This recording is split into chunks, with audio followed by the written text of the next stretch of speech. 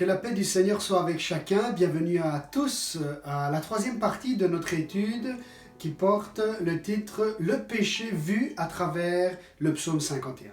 La semaine passée, nous avons traité de la définition que le psalmiste nous donne du péché. Il décrit le péché avec des mots pour exprimer le poids, le sérieux, l'importance et la gravité de ces péchés. En outre, l'expression qu'il utilise au verset 6 nous permet d'entrevoir la perception de Dieu à l'égard du péché et d'en découvrir la laideur et bien sûr dans le but de nous éloigner du péché. Nous avons vu aussi la semaine passée la direction dans laquelle est commis le péché. Eh bien, c'est d'abord une offense contre Dieu, qui offense Dieu, qui blesse Dieu, qui offense la pureté, la justice, la sainteté de Dieu. Et aussi, le péché, à la lumière du Nouveau Testament, c'est manquer la cible, faire fausse route, perdre ou se perdre. Et donc, en définitive, c'est mépriser le plan de Dieu pour nous. Ce soir, nous allons nous arrêter en particulier sur le verset 7, parce que le verset 7, comme on l'a énoncé brièvement la semaine passée, le verset 7 nous parle de la distinction entre péché et péché. Et au verset 7, nous lisons comme ceci: « Oui, depuis ma naissance, je suis coupable. Quand ma mère m'a conçu, j'étais déjà marqué par le péché. » Dans le psaume, en ligne générale, eh bien, le psalmiste traite de son péché, de ses péchés, des péchés qu'il a commis. Mais dans ce verset 7, il faut distinguer les péchés que David, le psalmiste, a commis, les péchés que nous commettons, avec le péché hérité, ou le péché dit originel. C'est de ce péché que le psalmiste parle dans ce verset 7. Eh bien, c'est quoi ce péché hérité dont parle David ? Eh bien, des hommes de Dieu, des serviteurs de Dieu dans le passé, encore aujourd'hui, font donc un résumé des doctrines de la Bible. Et la définition de ce péché hérité a été celle-ci: depuis la chute, tous les hommes sont pécheurs et coupables devant Dieu. C'est ça le péché originel. Par conséquent, l'homme tombe sous le coup de la colère et de la condamnation divine. Ou en d'autres mots, nous croyons que la nature humaine est tout entière plongée dans le mal depuis la désobéissance du premier homme et qu'elle est ainsi sous le coup de la condamnation divine. Le péché originel, ou plutôt le péché hérité, dont plusieurs chants parlent, notamment l'hymne Minuit chrétien, où il y a cette phrase « L'heure solennelle où l'homme-dieu », donc Jésus, descendit jusqu'à nous pour effacer la tâche originelle, le péché commis à l'origine et hérité par toute l'humanité, le genre humain. Cette doctrine est tirée de plusieurs passages de l'Écriture, comme Romains chapitre 5, Éphésiens chapitre 2, et dans ce verset 7, eh bien, on peut découvrir deux facettes de ce péché hérité. Premièrement, la culpabilité que nous héritons du premier homme et de la première femme qui ont péché, la culpabilité, le fait qu'on est coupable autant que la condamnation. Et enfin, l'inclination, la tendance au péché qui est héritée aussi par nos premiers parents. Premièrement, la culpabilité que nous avons héritée. David dira dans ce verset 7 que nous avons lu « Depuis ma naissance, je suis coupable ». Donc, depuis sa naissance, David dit « Je suis coupable ». Même avant d'avoir commis quelconque péché volontairement, David dit « Je suis d'origine, je suis coupable ». Et c'est la doctrine c'est l'enseignement que Paul va développer dans le chapitre 5 de Romains. Je vous lis quelques versets 16, 18 et 19, qui disent « En effet, c'est après un seul péché que le jugement a entraîné la condamnation, donc sur tous les hommes et toutes les femmes. » Verset 18, « Par une seule faute, la condamnation a atteint tous les hommes. » Donc par une seule faute, la faute d'Adam et Ève, la condamnation, la culpabilité a atteint tous les hommes. Verset 19, « Par la désobéissance d'un seul homme, beaucoup ont été rendus pécheurs. » On hérite de la culpabilité, on hérite de la condamnation qui est tombée sur Adam et Ève. Elle tombe sur le genre humain, sur chacun d'entre nous. par un seul homme, Adam, la condamnation est tombée sur tous. Par la désobéissance d'un seul, la multitude a été considérée comme pécheresse. Ce que Paul développe dans ce chapitre 5 de Romains et ailleurs dans les Écritures, c'est qu'en fin de compte, nous sommes tous responsables du péché d'Adam. Nous payons tous, entre guillemets, pour le péché qui a été commis par le premier homme. Ça peut s'expliquer simplement ainsi. Nous sommes contenus tous en Adam, en tant que ses descendants. Nous sommes donc autant coupables que lui. Lorsqu'Adam a transgressé l'ordre divin, en tant que responsable et représentant de l'humanité entière, nous avons participé à cette transgression. C'est un peu l'idée qui est dans le verset 8 de Romains 5. Alors que nous étions encore des pécheurs, Christ est mort pour nous. Il y a 2000 ans que Christ est mort, nous n'étions même pas encore nés. Et pourtant, Paul dit, alors que nous étions encore des pécheurs. C'est-à-dire que nous héritons de ces culpabilités. Nous sommes coupables avant d'avoir commis quoi que ce soit. Je sais que ça paraît injuste et il y a des questions peut-être qui montent dans notre esprit en cet instant, mais je vous demande d'avoir un peu de patience. On va répondre à ces questions, mais ensuite, je voudrais aussi aborder la deuxième facette de ce péché hérité. Donc, on a dit que nous sommes coupables, nous héritons la culpabilité de nos premiers parents, mais nous héritons aussi, par nos premiers parents, l'inclination, la tendance au péché. Et David le dit toujours dans notre verset 7 de Psaume 51, « J'étais marqué par le péché ». Cet enseignement est développé en particulier en Éphésiens chapitre 2 verset 3 qui dit « Par nature, nous étions des enfants de colère ». Donc par nature, c'est-à-dire que dans notre nature, il y a quelque chose qui fait en sorte que la condamnation est sur nous et aussi qui fait en sorte que nous avons le péché en embryon, en nous-mêmes.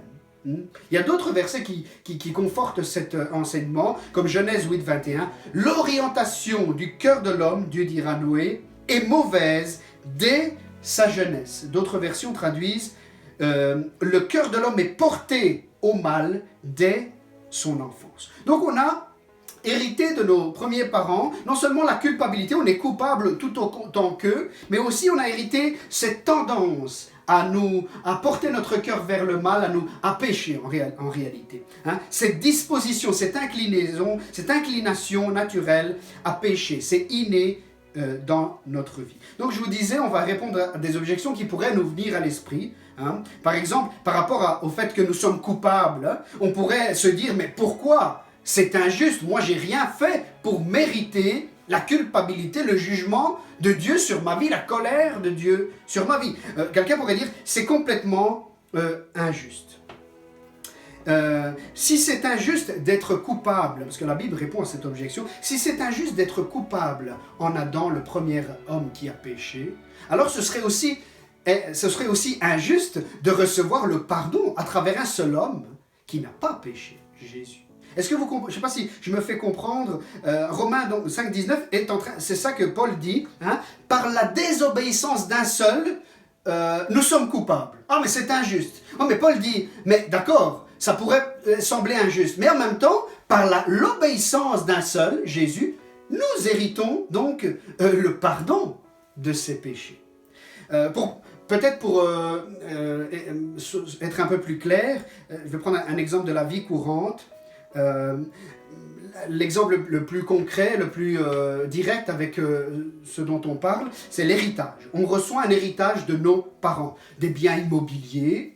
Mais la loi, qu'est-ce qu'elle dit? La loi, elle dit, quand vous recevez l'héritage de vos parents, la succession, elle se fait à la condition donc que vous acceptiez les biens de vos parents, mais aussi les dettes.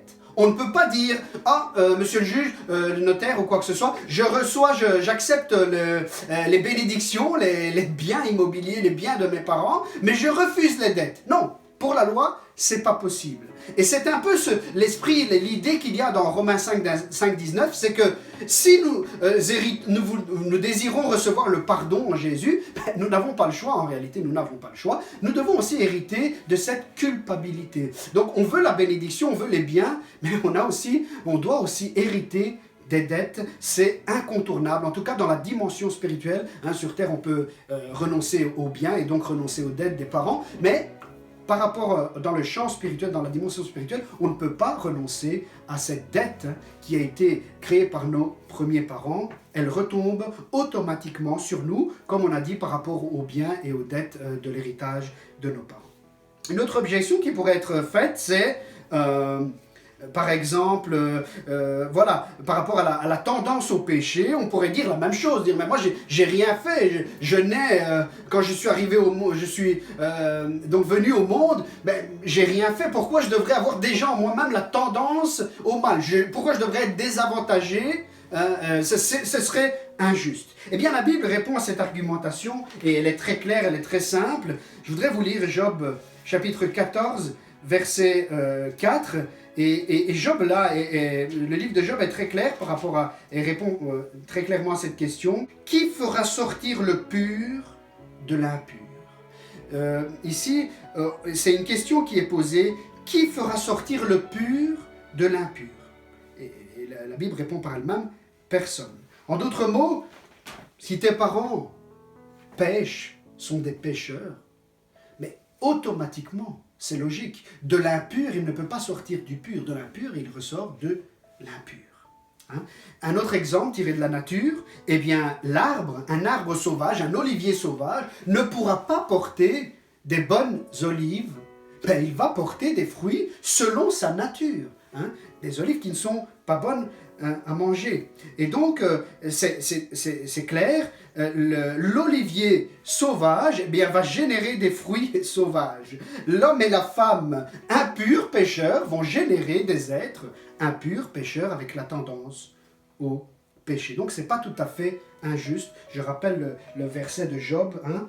L'impur, est-ce que de l'impur peut sortir le pur? Non, c'est impossible. Il y a une autre objection qu'on pourrait dire, ben oui, mais la Bible, elle dit ça, mais moi je ne suis pas censé le croire. Oui, d'accord, ça c'est vrai que la foi c'est personnel, soit on accepte que la Bible est la vérité, soit on ne l'accepte pas. Mais tout de même, dans l'expérience, dans la vie quotidienne, on peut justement trouver une preuve de ce péché originel, de cette tendance au péché, simplement en regardant les enfants. Hein? Qui a enseigné à l'enfant de désobéir, d'être mécontent, insatisfait? Pas besoin d'un cours du mensonge pour apprendre à l'enfant à prononcer, à dire des mensonges pour se tirer d'affaire. Pas besoin d'un exemple pour voir et pour que le bébé recrache la panade qu'il n'a pas envie il n'a plus envie de manger. Eh bien, il n'a pas eu besoin de voir quelqu'un le faire. C'est inné en lui. Eh bien, voilà. Le péché est incrusté et inné dans l'homme, dans la nature de l'homme. L'homme est pécheur. Quand ma mère m'a conçu, j'étais déjà marqué par le péché. C'est le psalmiste qui va faire cette déclaration, verset 7, inspirée par le Saint-Esprit. Hein, je voudrais quand même faire une remarque en parenthèse. On n'est pas en train de dire que l'homme est un démon. Non, non, il y a encore des bonnes choses dans l'homme, il y a encore un peu de l'image de Dieu en nous, mais la Bible enseigne que l'homme est un pécheur dès sa naissance, que l'homme reçoit donc cette culpabilité de manière comme un héritage, et aussi il reçoit comme un héritage cette tendance à être porté vers le péché, vers le mal. Je voudrais aussi faire une remarque et une considération très importante par rapport à ce verset 7. Certains ont malheureusement fait fausse route par rapport à l'interprétation de ce verset et il faut s'en garder.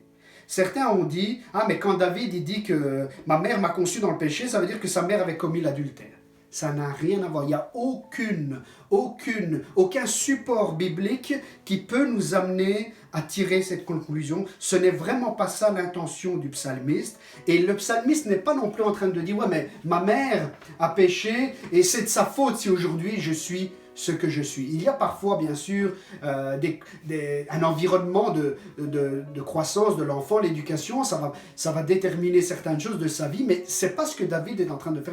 Il n'était pas en train de rejeter la faute sur sa maman, et il n'est vraiment pas en train de dire que sa mère l'a conçu en commettant l'adultère. Ça n'a rien à voir. Ce que le psalmiste veut dire simplement ici, c'est qu'il reconnaît être mauvais jusque dans sa racine, il reconnaît qu'il baigne dans le péché depuis sa naissance, et il reconnaît que depuis le début, le péché habitait en lui. Alléluia.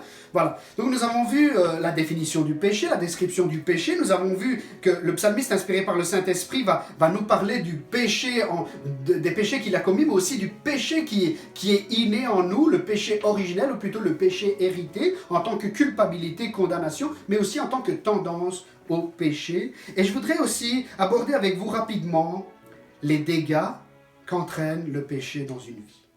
Alors à travers ce psaume, si vous lisez, vous parcourez tout ce psaume, même à travers des requêtes que le psalmiste va faire au Seigneur, tout au long du psaume, nous pouvons découvrir ce qu'il a perdu. On avait dit que le péché, ça veut dire aussi perdre. Eh bien, en cours de route, à cause de ces péchés commis, eh bien, David va perdre des choses. Et nous allons voir rapidement ensemble comment le péché a dévasté la vie du psalmiste. À travers le verset 5, la deuxième partie, on voit que la culpabilité pèse sur lui.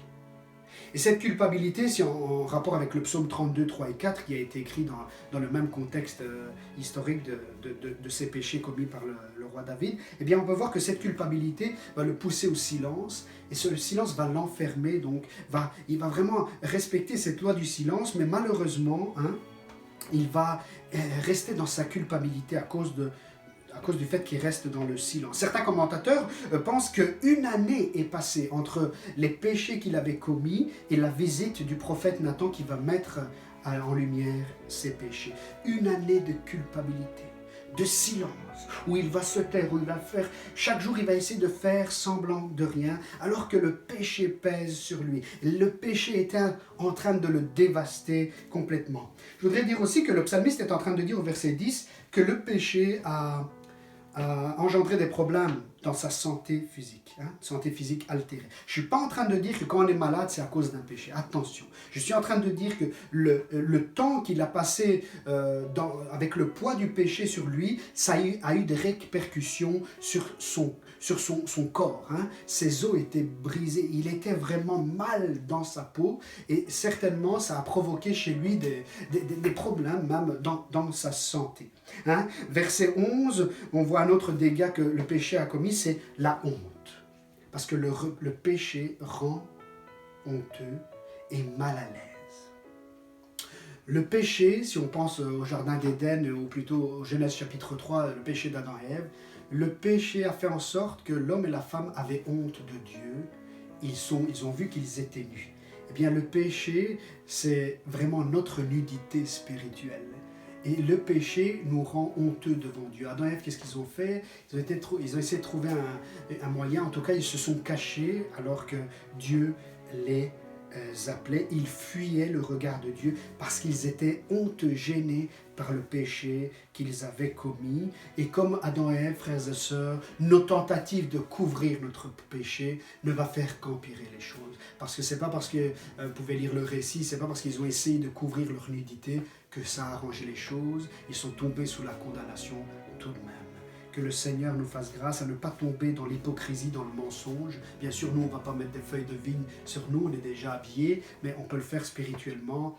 On peut aussi parfois, par le mensonge, par l'hypocrisie, essayer de dissimuler les péchés. Et ça ne fait que faire des dégâts supplémentaires dans notre vie. Le péché fait un dégât de saleté. Il salit le cœur et la conscience du psalmiste, verset 12, première partie. Verset 12, deuxième partie. Eh bien, le péché brise notre motivation dans le service du Seigneur. Il n'a pas pu continuer à servir le Seigneur avec zèle, avec motivation, à cause du péché qui avait cassé sans zèle, sa motivation pour servir le Seigneur. Le péché nous éloigne de la présence de Dieu, verset 13. Et souvent, j'ai envie de dire, le péché nous éloigne aussi des autres, des frères et sœurs. Le péché attriste le Saint-Esprit, verset 13. Deuxième partie du verset 13. Il attriste le Seigneur. Mais le péché, il nous attriste aussi, verset 14. Il nous retire la joie du salut. Le péché entrave le témoignage. Verset 15, il ne pouvait plus annoncer les bienfaits de l'Éternel à cause qu'il était tombé, qu'il était embourbé dans ce péché. Même chose pour nous, le péché qui nous rend coupables nous bloque dans l'évangélisation et dans le témoignage. On le lit dans le livre de Samuel. Eh bien, David, à cause de ses péchés, avait fait blasphémer les ennemis du peuple d'Israël. Donc ça bloque l'évangélisation, le témoignage. Le péché, frères et sœurs, nous emprisonne. Verset 16, il va dire délivre-moi. Le péché l'avait enchaîné, le péché le tenait captif, le péché l'avait emprisonné. Pour reprendre l'expression de l'Épître aux Hébreux, chapitre 12, verset 1, le péché nous enveloppe. Le péché nous enveloppe, c'est très dangereux. Le péché nous enchaîne, nous enferme. Et à ce propos, mon épouse m'a fait voir une vidéo qu'elle a reçue sur WhatsApp et je voudrais vous partager ce court-métrage, ce clip. Ça illustre bien ce que le péché fait comme dégâts dans nos vies. Je vous invite à regarder rapidement cette vidéo.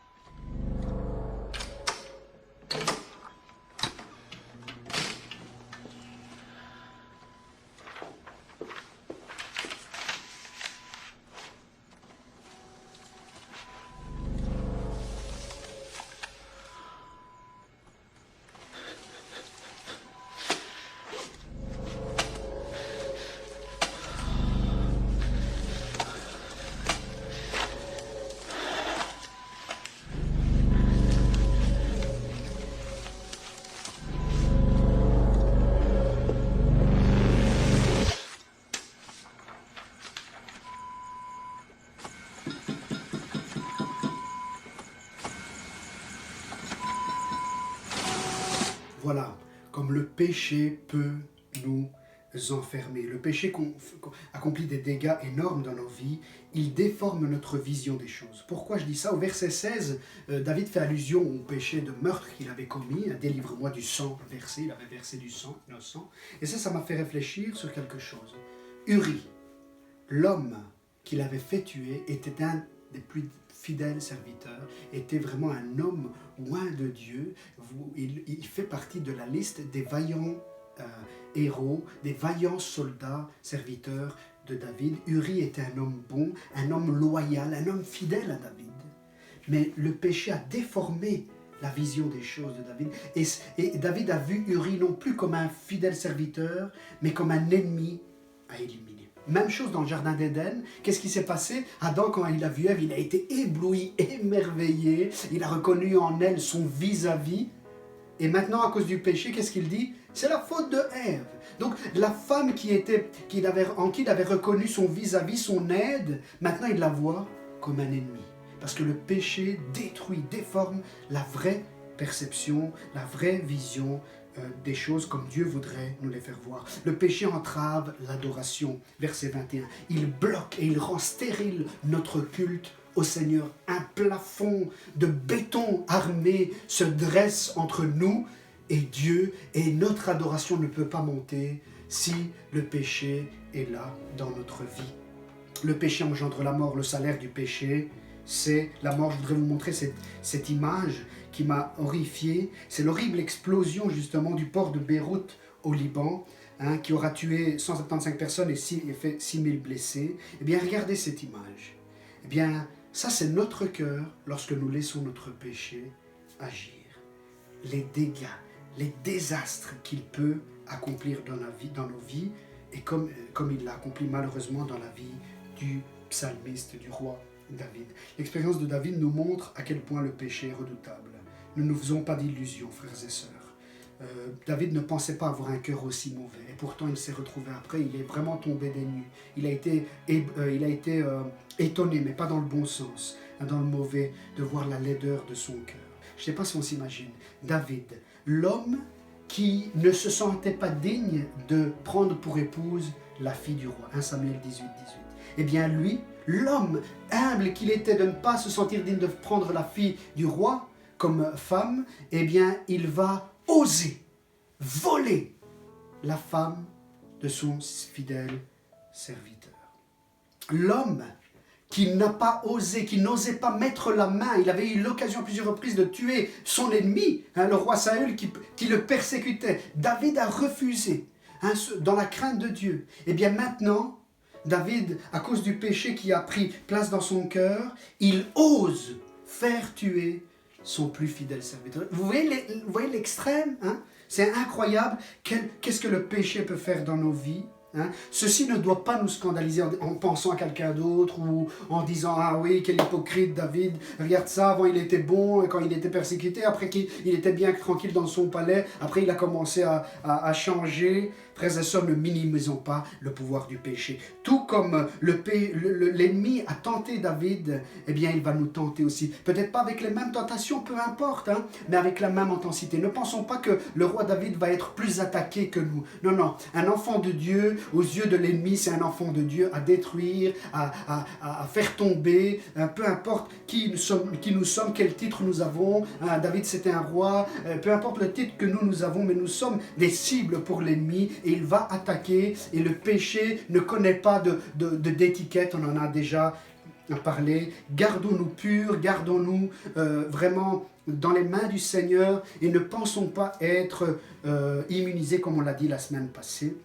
J'arrive à la conclusion, le péché est une offense contre Dieu, le péché nous détruit et nous prive de la gloire, de la présence de Dieu, ainsi que du vrai bonheur, de la vraie joie. Le péché nous emmène sur une route qui débouche sur la condamnation éternelle, sur le jugement divin, sur la mort.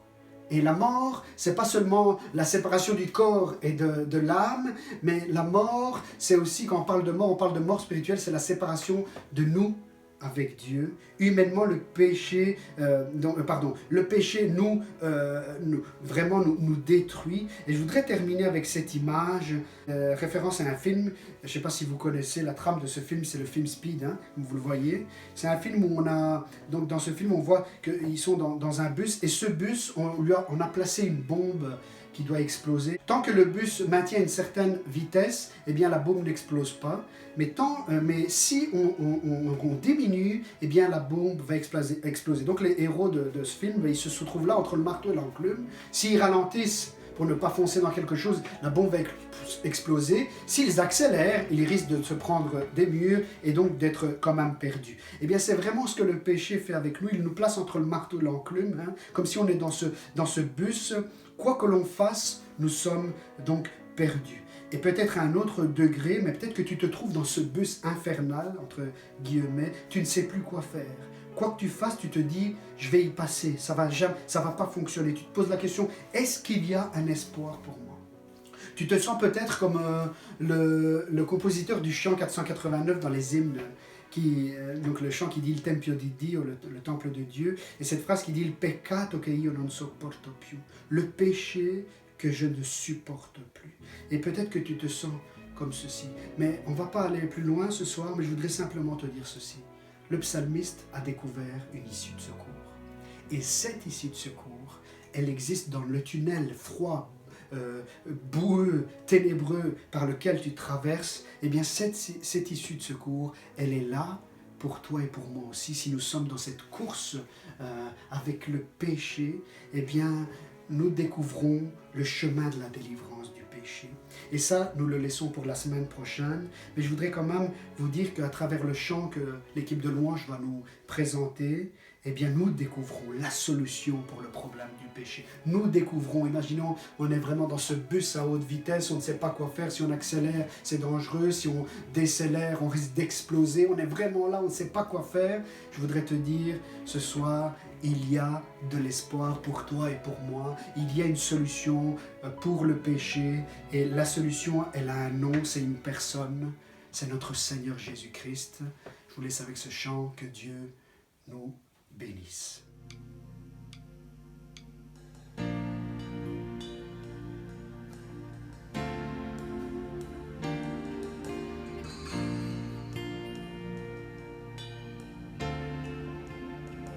Quand je songe à l'infâme croix où Jésus fut meurtri pour moi, je vois ses mains, ses pieds percés, mon sauveur au bois attaché. Son corps lié de larmes trempées dans le tombeau fut déposé, l'entrée scellée d'une lourde pierre, le Messie seul est délaissé.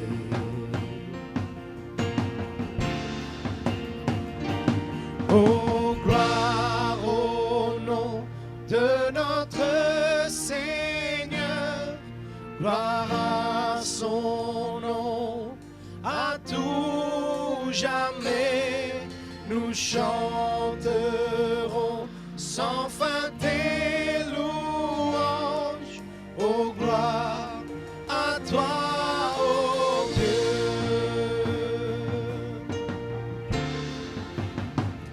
Mais au matin du troisième jour, le Fils des cieux est ressuscité. La mort n'est plus, elle est vaincue. Les anges acclament Christ notre roi.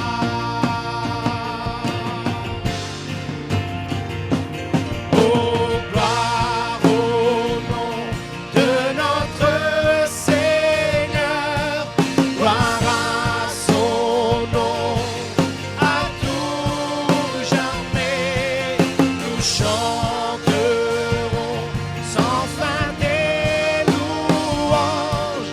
Oh, gloire à toi, ô Dieu. Oh, gloire au nom de notre Seigneur, gloire à son nom, à tout jamais, nous chanterons sans fin tes louanges. Oh, gloire à toi, ô Dieu.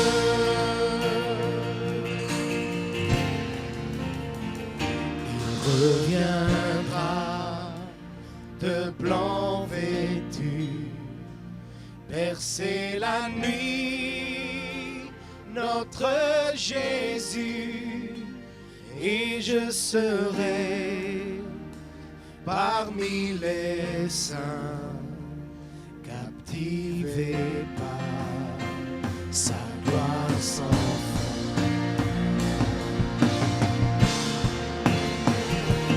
Oh, gloire au nom de notre Seigneur, gloire à son nom, à tout jamais, nous chanterons sans fin tes louanges.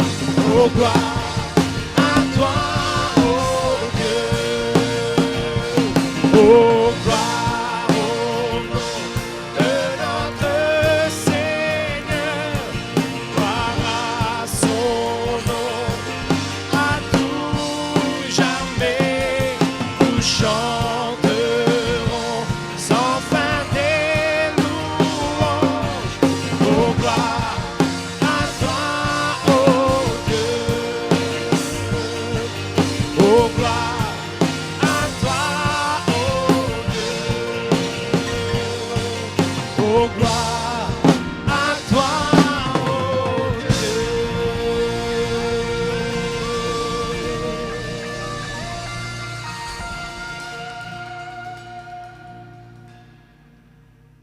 comme la dernière fois, vous pouvez voir à l'écran s'afficher le QR code. Hein, vous pouvez placer votre téléphone ou notre appareil pour pouvoir récupérer donc, la deuxième partie de notre étude biblique, celle de la semaine passée, les notes de la semaine passée. Que Dieu nous bénisse. Amen.